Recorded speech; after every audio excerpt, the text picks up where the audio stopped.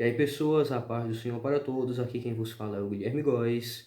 E nesse vídeo de hoje nós iremos fazer um rápido estudo a respeito da parábola do filho pródigo e tentar explicar de forma um pouco mais profunda certos aspectos, certas coisas muito importantes que nos são transmitidas através dessa mensagem e que muitas vezes passam despercebido, muitas vezes são ignoradas. Desde já eu gostaria de pedir a todos vocês que estão assistindo que inscreva-se no canal, quem ainda não for inscrito, deixe o seu like, o seu comentário, sua sugestão para o próximo conteúdo e compartilhe esse vídeo para aquelas pessoas que você acha que vão ser edificadas com essa mensagem. A questão aqui é a seguinte, gente. A primeira coisa que eu acho extremamente interessante, extremamente importante de ser mencionada, é a respeito do que é o pecado. Veja, quando o filho pródigo ele entra realmente profundamente no pecado, não é o momento aonde ele vai se inserir em sociedade. Não é o momento aonde ele vai se juntar a outros humanos. O ápice daquilo que ele consegue com o pecado é estar no meio dos porcos, desejando comer a comida deles. Quando nós entendemos a natureza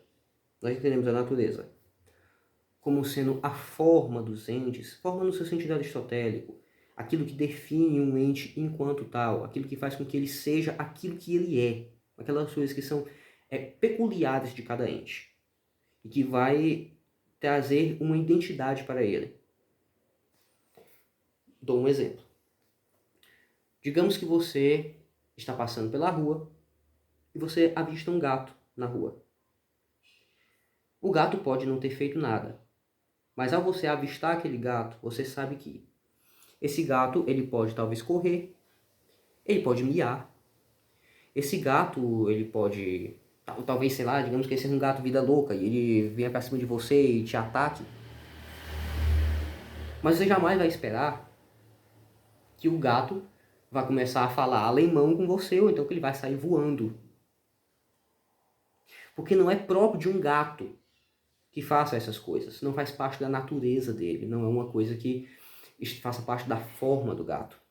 Agora eu quero que vocês entendam o seguinte. Um gato que mia. Um gato que mia. Um gato que arranha. Um gato que corre quando ele se sente ameaçado. É um gato perfeito. É um gato plenamente normal. Um gato que não age segundo a sua forma, que não age segundo a sua natureza, aí ele já é uma coisa mais estranha. Realmente ele é uma coisa estranha. E o ser humano, ele tem uma natureza própria, o ser humano tem a sua forma própria, só que o ser humano tem uma peculiaridade em relação aos outros seres vivos. O ser humano tem alguma margem de manobra dentro dessa natureza. Obviamente que essa margem de manobra, ela sempre vai obedecer a todo o conjunto de possibilidades que foi dado ao ser humano. Entretanto, é fato que essa margem de manobra existe, de modo que existe um certo tipo de comportamento que é esperado do ser humano simplesmente pelo fato de ele ser ser humano.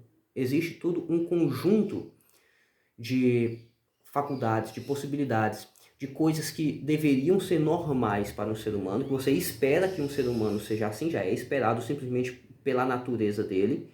Entretanto, a pessoa pode negar isso. E aí é onde ela vai parar, junto aos porcos, e agindo como se fosse similar aos porcos.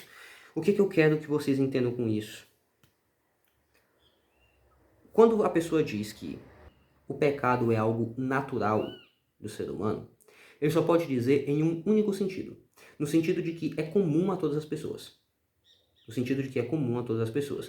Porque o pecado não faz parte da nossa forma, ele não faz parte da nossa natureza. Você dizer que isso é assim é a mesma coisa que você dizer que o ser humano foi feito para pecar. O que não é correto. Nós somos feitos para ser imagem e semelhança de Deus. O ser humano perfeito foi nosso Senhor Jesus Cristo. E ser perfeito significa o quê? Exatamente isso, agir em consonância com a natureza. É interessante nós pensarmos que o pecado, ele não é algo que nos personifica. Pelo contrário, o pecado ele é algo que nos aliena. Ele nos tira, ele nos afasta de quem nós realmente somos. E por mais paradoxal que possa parecer, quanto mais próximo a pessoa está de Jesus Cristo, quanto mais próximo a pessoa está da personalidade de Deus, mais a pessoa está personificada. Se nós entendemos que o ser humano foi feito para ser imagem e semelhança de Deus, e nós nos inspiramos naquele que verdadeiramente foi imagem e semelhança de Deus, e buscamos nos parecer cada vez mais com ele, nós estamos agindo mais de acordo com a nossa própria natureza, estamos agindo mais de acordo com aquilo que nós somos feitos para ser. Nós somos feitos para ser como Cristo. Nós somos feitos para ser daquele jeito, sem pecado, sem mácula, sem erro, sem desvio. É interessante que Davi pedia a Deus que renovasse nele um coração reto, que não se desvie nem para a direita nem para a esquerda. O que ele está querendo dizer com isso? Realmente é que quando a pessoa ela está buscando ao nosso Senhor, está buscando a Deus, ela está seguindo por um caminho que é o caminho correto. E eu falo isso, pessoal, não apenas por um moralismo, mas é realmente por entender,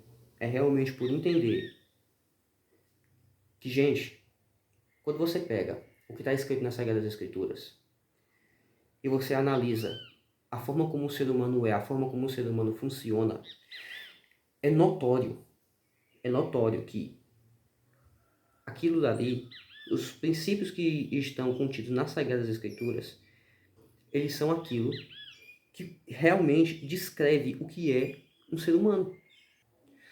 Eu acredito que seja por isso que Deus ele nos criou com essa nossa vida tendo duas etapas. Essa primeira terrestre e a segunda celeste.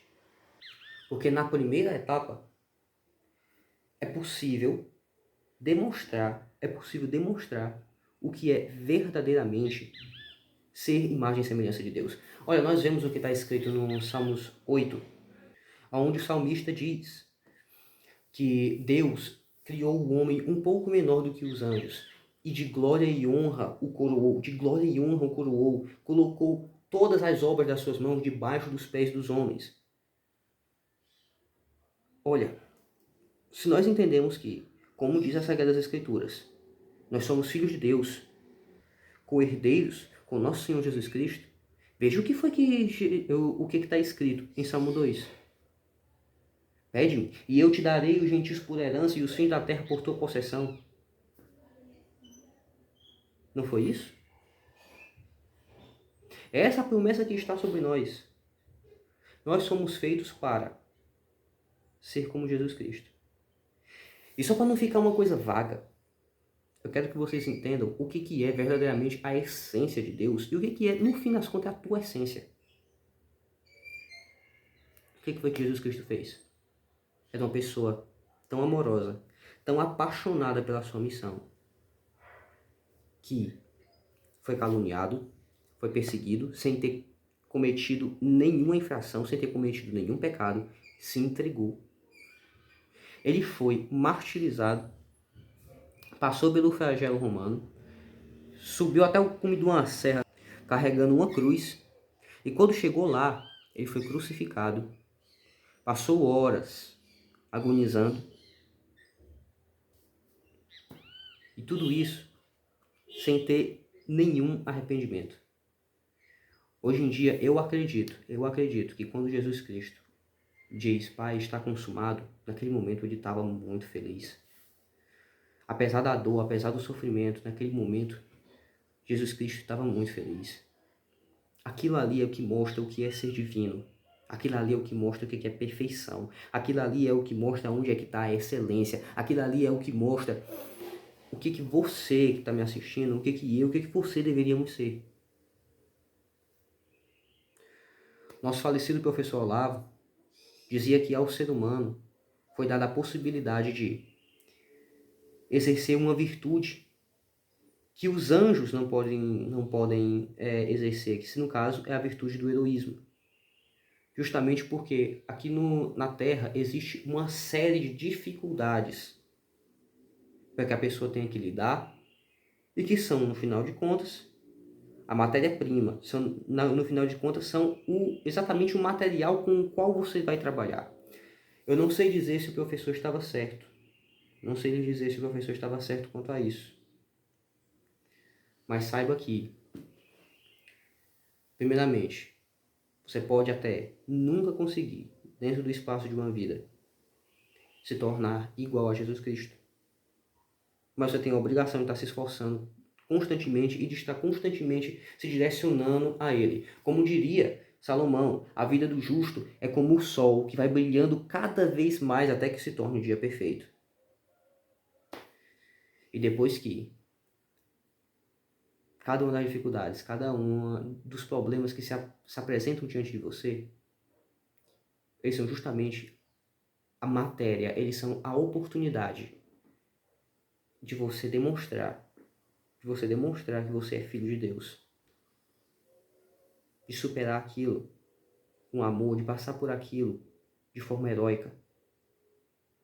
Toda glória e honra seja dado ao nosso Deus Todo-Poderoso. Amém.